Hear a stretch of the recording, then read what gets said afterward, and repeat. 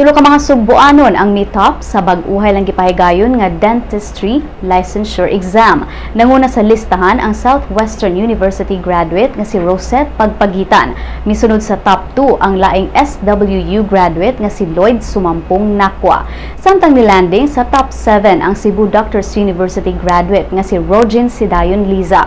Sigon sa top 1 nga si Rosette ngadto sa interview niini sa Sun.Star Cebu nga wala gihapon siya makatuo nga siya ang nanguna sa exam sanglit ang iya lang gipangayo mao ang makapasar tungod sa kalisod sa exam. Matod sa Professional Regulation Commission kan PRC nga 446 lang sa 900 ka mga ni-take sa exam ang nakapasar sa written phase, samtang 425 lang sa 446 ka mga ni-take sa exam ang nakapasar sa practical phase.